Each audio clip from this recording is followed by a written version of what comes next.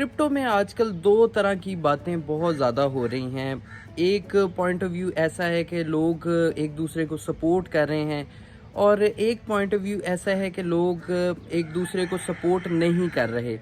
अब supporting point of view जो है वो इस तरह से है कि जब हमने देखा कि एसईसी ने लॉ सूट फाइल किया है बाइनेंस के ऊपर और कॉइनबेस के ऊपर, तो बहुत बड़े-बड़े इन्वेस्टर्स जो हैं वो भी एक्सचेंजेस को, बाइनेंस को और कॉइनबेस को सपोर्ट कर रहे हैं। और बहुत बड़े-बड़े इन्वेस्टर्स जिसमें यूएस के सेनेटर्स हैं, जिन्होंने ये अपना पॉइंट ऑफ व्यू बताया है कि एसईसी को इतना प्रेशर नहीं डालना चाहिए एक्सचेंजेस के ऊपर और ये प्रेशर जो है ये क्रिप्टो जैसी टेक्नोलॉजी को किल करेगा। तो पॉलिटिक्स में जो लोग हैं, यूएस की सेनेटर्स हैं, बहुत बड़े-बड़े इन्वेस्टर्स हैं, वो यूनिटी दिखा रहे हैं, एक्सचेंजेस को सपोर्ट कर रहे हैं, क्रिप्टो प्रोजेक्ट्स को सपोर्ट कर रहे हैं कि जो लॉ सूट्स इनके ऊपर फाइल हो रहे हैं वो नहीं होने चाहिए। बट दूसरी तरफ मैं एक बहुत ज़्यादा ट्रेंड ये भी देख रहा हूँ यूट्यूब पे और ट्विटर पे कि बहुत सारे इन्फ्लुएंसर या इन्वेस्टर्स ये बातें कर रहे हैं कि हमने आपको कहा था कि आप ऑल्ट कॉइन्स में इन्वेस्ट मत कीजिए, बिटकॉइन में इन्वेस्टमेंट रखिए अपनी। और अब देखा ना कि आप लोगों के साथ क्या हुआ, ऑल्ट कॉइन्स इतना ज़्यादा डंप कर गए हैं और बिटकॉइन इतना ज़्यादा डंप नहीं किया। मेरे नज़दीक ये बात गलत है, इस तरह की बात नहीं करनी चाहिए। देखें, ये चीज़ मैं भी मानता हूँ, मैंने अपनी प्रीवियस काफ़ी वीडियोस में आपको कहा है कि आपकी मेजर इन्वेस्टमेंट जो है वो बिटकॉइन और इथीरियम में ही होनी चाहिए। बट ये रियलिटी है कि अगर आप एक छोटे इन्वेस्टर हैं, मेरी तरह मैं भी एक छोटा इन्वेस्टर हूँ, और आप महीने का 10 टू 20 डॉलर्स ही अफोर्ड कर पाते हैं, तो बिटकॉइन और इथीरियम इतना प्रॉफिटेबल नहीं होता। और हम ये सब मानते हैं कि bitcoin is the mother of all crypto projects और बिटकॉइन के साथ ही सारे ऑल्ट कॉइन्स जो हैं वो मूव करते हैं। और शायद ही कोई ऑल्ट कॉइन होल्डर या ऑल्ट कॉइन इन्वेस्टर ये कहता होगा कि मैं अपनी टोटल इन्वेस्टमेंट जो है वो ऑल्ट कॉइन्स में ही रखना चाहता हूँ। बट ये चीज़ सच है कि ऑल्ट कॉइन एक बहुत बड़ा पार्ट है क्रिप्टो प्रोजेक्ट्स का। और अगर ऑल्ट कॉइन्स के ऊपर ये लॉ सूट्स आते हैं या प्रेशर बनता है तो उससे बिटकॉइन भी सेफ नहीं रहेगा, बिटकॉइन के ऊपर भी प्रेशर बनेगा। अभी बिटकॉइन की डोमिनेंस है वो ऊपर जा रही है, इसलिए ऑल्ट कॉइन्स नीचे आ रहे हैं। बट अगर इसी तरह ही ऑल्ट कॉइन्स के ऊपर प्रेशर बनता रहा तो जिन्होंने बिटकॉइन और इथीरियम में इन्वेस्टमेंट की है उनका पोर्टफोलियो भी काफ़ी ज़्यादा डाउन आएगा। तो ये कहना कि आपको बिटकॉइन में ही इन्वेस्टमेंट करनी चाहिए थी, अब आपको पता लग गया है कि ऑल्ट कॉइन में इन्वेस्टमेंट करने के क्या नुकसान होते हैं, तो इस तरह की बातें नहीं करनी चाहिए।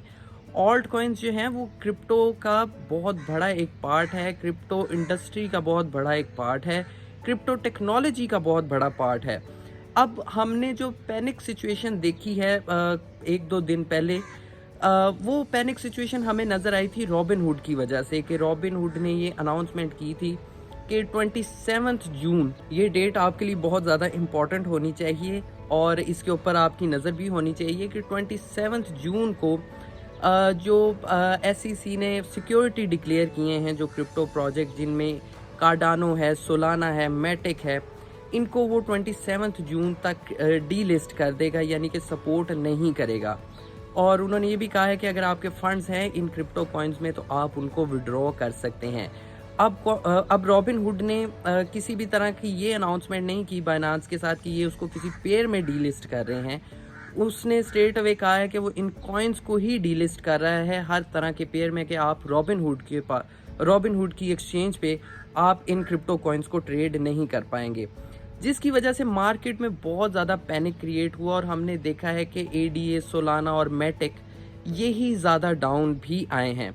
उसके अलावा एसईसी की इन रिस्ट्रिक्शंस के साथ, जिस तरह वो एक्सचेंजेस के ऊपर स्पेशली बाइनेंस के ऊपर लॉ सूट फाइल कर रहा है, अब मैं यहाँ पर एक मेजर चीज़ आपको क्लियर करता चलूँ कि ये सारा जो प्रॉब्लम चल रहा है एसईसी के साथ, ये बाइनेंस यूएस के साथ चल रहा है।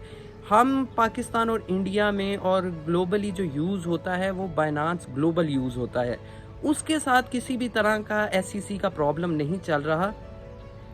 अगर कल को कोई प्रॉब्लम होती भी है बाइनेंस के साथ तो वो बाइनेंस यूएस के साथ ही होने वाली है। और मैंने अपनी प्रीवियस वीडियोस में बताया भी है कि बाइनेंस यूएस भी शायद क्लोज ना हो, इसीलिए हम देख रहे हैं कि बाइनेंस यूएस जो है वो एसईसी के कुछ डिमांड्स के मुताबिक अब काम कर भी रहा है। और क्लोजिंग की तरफ शायद बाइनांस यूएस की भी बात ना जाए। तो बाइनांस ग्लोबल के साथ तो किसी भी तरह का हर्डल नहीं है। हाँ, ये चीज़ रियलिटी है कि अगर बाइनांस यूएस बंद होता है तो उसका इम्पैक्ट हमें बाइनांस ग्लोबल के ऊपर भी नज़र आ सकता है, क्योंकि ओवरऑल यूएस एक बहुत बड़ी मार्केट है, तो इम्पैक्ट उसका ग्लोबली पड़ता है। तो बाइनांस यूएस अगर बंद होता है तो हमें बाइनांस ग्लोबल के ऊपर उसका इम्पैक्ट पड़ता हुआ नज़र आ सकता है। बट स्ट्रेट अवे जो हम बाइनांस ग्लोबल यूज़ करते हैं उसके साथ किसी भी तरह का कोई भी रिस्क नहीं है। और बाइनांस यूएस भी, जहाँ तक मेरा मेरा ओपिनियन है, मेरा एनालिसिस है, तो बाइनांस यूएस भी बंद नहीं होगा। वो अपने आप को एसईसी की रेगुलेशंस के मुताबिक या रूल्स के मुताबिक, अभी तो खैर एसईसी ने अपने रूल्स भी डिसाइड नहीं किए कि क्रिप्टो के लिए उसके रूल्स क्या है, बट बाइनांस कुछ ना कुछ कंपनसेट ज़रूर करेगा एसईसी के साथ। तो रॉबिनहुड ने 27 जून तक का टाइम दिया है कि आपके पास अगर एडीए है, मैटिक है, सोलाना है, तो आप अपना विड्रॉ कर सकते हैं। उसके बाद 27 जून तक वो इन कॉइन्स को डीलिस्ट कर देगा। अब मोस्टली हमने क्रिप्टो प्रोजेक्ट्स में इन्हीं क्रिप्टो कॉइन्स को ज़्यादा डाउन आते हुए हमने देखा है, एडीए को, मैटिक को, सोलाना को। अब हम सब जानते हैं कि ये एसईसी के प्रेशर की वजह से इनकी प्राइसेस काफ़ी ज़्यादा डाउन है, और मेरे जैसे दूसरे इन्वेस्टर्स के लिए एक अपॉर्चुनिटीज़ भी हो जाती है इन फंडामेंटली स्ट्रॉन्ग क्रिप्टो कॉइन्स को बाय करने की। क्योंकि मैं एक छोटी सी चीज़ आपको बताता चलूँ कि मैटिक की हमने प्राइस मूवमेंट देखी है। जब बुलिश सिनेरियो होता है तो मैटिक बहुत अच्छा रिटर्न देता है। उसके अलावा अगर एडीए की बात करें तो एडीए फंडामेंटली एक बहुत ही स्ट्रॉन्ग क्रिप्टो प्रोजेक्ट है। हर तरह के फंड से और स्कैम से, इस तरह की चीज़ों से दूर रहता है। ये एसईसी का सिक्योरिटी डिक्लेयर होने की वजह से उसके ऊपर ज़रा प्रेशर ज़्यादा आ गया, वरना ADA most secured crypto project और फंडामेंटली स्ट्रॉन्ग क्रिप्टो प्रोजेक्ट समझा जाता है। सोलाना एक बहुत अच्छी टेक्नोलॉजी है। काफ़ी ज़्यादा डाउन आ चुका था ये एफटीएक्स के मामले के बाद भी। एफटीएक्स एक बहुत बड़ा इन्वेस्टिंग कंपनी थी जो कि क्रिप्टो प्रोजेक्ट में इन्वेस्ट करती थी। तो एफटीएक्स का मामला सोलाना ने झेल लिया था, तो मेरे ख्याल में एसईसी का मामला भी झेल लेगा। तो ये जो 3 क्रिप्टो प्रोजेक्ट हैं, एडीए है, मैटिक है, सोलाना है, बहुत स्ट्रॉन्ग क्रिप्टो प्रोजेक्ट हैं। और इस फंड के बाद हमें ये दोबारा, आप देखेंगे कि जैसे ही मार्केट रिकवर करेगी, ये आपको दोबारा अपनी एक अच्छी प्राइस को अचीव करते हुए भी नजर आएंगे। उसके अलावा मैंने आपको प्रीवियस वीडियोस में भी बताया है, चाइना से रिलेटेड जो मैंने वीडियोस बनाई हैं, हांगकांग से रिलेटेड जो मैंने वीडियोस बनाई हैं, मैंने आपको उसमें भी बताया है कि चाइना और यूएस एक बहुत बड़ी राइवलरीज है दोनों। जब यूएस क्रिप्टो के लिए एक फ्रेंडली कंट्री बनता है तो चाइना उसको सपोर्ट नहीं करता क्रिप्टो को, और जब चाइना सपोर्ट करता है तो यूएस सपोर्ट नहीं करता। तो ये भी थोड़ा सा एक फैक्टर है कि दोनों एक दूसरे से लड़ाई के चक्कर में इस चीज़ को भी थोड़ा सा देखते हैं कि अगर चाइना क्रिप्टो को सपोर्ट कर रहा है तो यूएस शायद इस चीज़ को सपोर्ट ना करे, एक ये फैक्टर भी है। और मैंने आपको उस वीडियो में ये भी बताया था कि जब चाइना क्रिप्टो के लिए फ्रेंडली बनेगा तो बाकी जो चाइना के इन्फ्लुएंस में कंट्रीज़ आती हैं, छोटी कंट्रीज़ आती हैं, वो भी क्रिप्टो के लिए फ्रेंडली बनेंगी। और हमने ये चीज़ देखा है कि पाकिस्तान जो है वो चाइना का एक बहुत ही दोस्त मुल्क है, और पाकिस्तान ने भी अनाउंस किया है कि वो क्रिप्टो के लिए अपनी रेगुलेशंस जो हैं, वो रूल्स जो हैं वो लेके आएगा। तो ये बात ठीक है कि चाइना का जब चाइना क्रिप्टो के लिए फ्रेंडली बनेगा तो बाकी जो चाइना के इन्फ्लुएंस में कंट्रीज़ आती हैं वो भी क्रिप्टो के लिए फ्रेंडली बनेंगी।